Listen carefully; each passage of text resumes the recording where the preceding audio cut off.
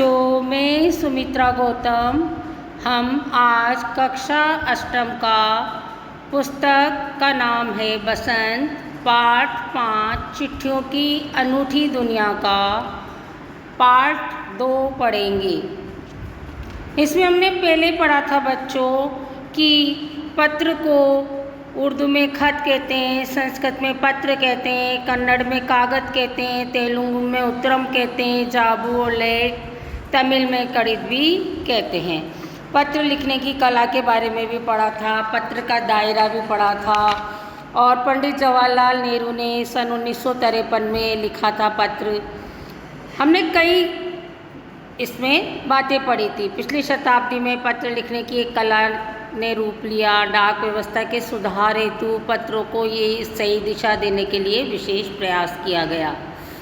पहले के लोगों के लिए संचार का इकलौता साधन चिट्ठी ही थी, पर आज और भी साधन विकसित हो चुके हैं।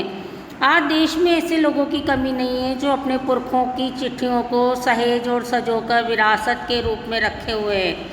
यानी उनके जो पूर्वज चिट्ठियाँ लिखते थे उनको उन्होंने सहेज कर रखा है, संभाल कर रखा है। बड़े बड़े लेखक, पत्रकारों, उद्यमी, कवि, प्रशासक, सन्यासी या किसान, इन पत्र रचनाएं अपने आप में अनुसंधान का विषय है। अगर आज जैसे संचार साधन होते तो पंडित नेहरू अपनी पुत्री इंदिरा गांधी को फ़ोन करते, लेकिन बच्चों पहले फ़ोन नहीं था। पर तब पिता के पत्र पुत्री के नाम नहीं लिखे जाते तो देश के करोड़ों लोगों को प्रेरणा देते हैं। पत्रों को तो आप सहेज कर रख लेते हैं, ऐसे में संदेशों को आप जल्दी ही भूल जाते हैं। कितने संदेशों को आप सहेज कर रख सकते हैं? हमारे पास जो SMS आते हैं उनको हम कितने रख लेंगे सहेज कर, लेकिन पत्र तो हम कितने भी संभाल करके रख सकते हैं। दुनिया की भारत में इस श्रेणी में राष्ट्रपिता महात्मा गांधी को सबसे आगे रखा जा सकता है। दुनिया के तमाम संग्रहालय जानी मानी हस्तियों के पत्रों का अनूठा संकलन भी है। तमाम पत्र देश, काल और समाज को जानने समझने का असली पैमाना है। यानी देश के बारे में जानना हो, काल के बारे में जानना हो, समाज के बारे में जानना हो तो पत्र ही इसका असली पैमाना है। भारत में आज़ादी के पहले महासंग्राम के दिनों में जो कुछ अंग्रेज अफसरों ने अपने परिवारजनों को पत्र लिखे, वे आगे चलकर बहुत ही महत्व की पुस्तक तक बन गए। इन पत्रों ने साबित किया कि संग्राम कितनी ज़मीनी मजबूती लिए हुए हैं। महात्मा गांधी के पास दुनिया भर से तमाम पत्र केवल महात्मा गांधी इंडिया लिखे आते थे और वे जहाँ भी रहते थे वहाँ पहुँच जाते थे। यानी पत्र में क्या पता लिखा रहता था? महात्मा गांधी इंडिया। आज़ादी के आंदोलन की कई अन्य दिग्गज हस्तियों के साथ भी ऐसा ही था। यानी जो प्रसिद्ध लोग थे उनके नाम से ही पत्र पहुँच जाया करते थे। गांधी जी के पास देश दुनिया से बड़ी संख्या में पत्र पहुँचते थे, पर पत्रों का जवाब देने के मामले में उनका कोई जोड़ नहीं था, उनका कोई मुकाबला नहीं कर सकता। कहा जाता है जैसे ही उन्हें पत्र मिलता था उसी समय वे उसका जवाब भी लिखकर देते थे।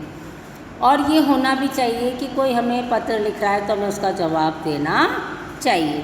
अपने हाथों से ही ज़्यादातर पत्रों का जवाब देते थे। पत्र स्वयं लिखते थे वो। कौन? गांधी जी। जब लिखते लिखते उनका दाहिना हाथ दर्द करने लगता तो बाएं हाथ से लिखने में जुट जाते थे। ये कितनी बड़ी प्रसिद्धि थी उनके लिए कि वो दोनों हाथों से लिख लिया करते थे। पत्र भी महात्मा गांधी ही नहीं, आंदोलन की तमाम नायकों के पत्र गांव-गांव में मिल जाते थे। पत्र भेजने वाले लोग उन पत्रों को किसी प्रशस्ति पत्र से कम नहीं मानते थे और कई लोगों ने तो उन पत्रों को फ्रेमिंग करा कर रख लिया। किसके पत्रों को? गांधी जी के पत्रों। ये है पत्रों का जादू। यही नहीं, पत्रों के आधार पर ही कई भाषाओं में जाने कितनी किताबें लिखी जा चुकी है। वास्तव में पत्र किसी दस्तावेज से कम नहीं है। पत्र के 200 पत्र, बच्चन के नाम और निराला के पत्र हमको लिखियो है कहाँ, तथा पत्रों के आयनों में दयानंद सरस्वती समेत कई पुस्तकें आपको मिल जाएगी। कहा जाता है कि प्रेमचंद खास तौर पर नए लेखकों को बहुत प्रेरक जवाब देते थे। पत्रों के जवाब में वे बहुत मुस्तैद थे। कौन? प्रेमचंद। प्रेमचंद जो थे पत्रों के जवाब में बहुत मुस्तैद थे, यानी तत्पर रहते थे। मुस्तैद का अर्थ होता है तत्पर। इसी प्रकार नेहरू और गांधी के लिखे हुए रविन्द्रनाथ टैगोर के पत्र भी बहुत प्रेरक हैं। महात्मा गांधी और कवि के नाम से महात्मा गांधी और रविन्द्रनाथ टैगोर के बीच सन 1915 से 1941 के बीच के पत्राचार का संग्रह प्रकाशित हुआ है, जिसमें बहुत से नए तथ्यों और उनकी मनोदशा का लेखाजोखा मिलता है। पत्र व्यवहार की परंपरा भारत में बहुत पुरानी है, पर इसका असली विकास आज़ादी के बाद ही हुआ। तमाम सरकारी विभागों की तुलना में सबसे ज़्यादा गुडविल डाक विभाग की है। सबसे ज़्यादा गुडविल यानी सबसे अच्छी छवि। गुडविल का मतलब है सबसे अच्छी छवि होना। इसकी एक खास वजह यह भी है कि ये लोगों को जोड़ने का काम करता है। कौन? डाक विभाग। घर घर तक इसकी पहुँचे संचार के तमाम उन्नत साधनों के बाद भी चिट्ठी पत्री की हैसियत बरकरार है। शहरी इलाकों में आलीशान हवेलियाँ हों या फिर झोपड़पट्टियों में रह रहे लोग, दुर्गम जंगलों से घिरे गांव हों या फिर बर्फबारी के बीच जी रहे पहाड़ों के लोग, समुद्र तट पर रह रहे मछुआरे हो या फिर रेगिस्तान की ढाणियों में रह रहे लोग, आज भी खतों का ही सबसे अधिक बेसब्री से इंतजार रहता है।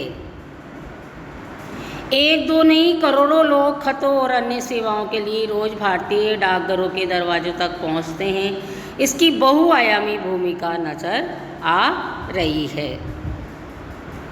दूर देहात में लाखों गरीब घरों में चूल्हे मनी ऑर्डर अर्थव्यवस्था से ही जलते हैं। गाँवों या गरीब बस्तियों में चिट्ठी या मनी ऑर्डर लेकर पहुंचने वाला डाकिया देवदूत के रूप में देखा जाता है। किस रूप में देखा जाता है डाकिया? देवदूत के रूप में देखा जाता है। इसके लेखक कौन है? अरविंद कुमार सिंह जी। इसमें प्रश्न उत्तर हैं, एक तो पाठ से और एक पाठ से आगे। ये प्रश्न उत्तर आपको अपनी कॉपी में करने हैं। धन्यवाद बच्चों।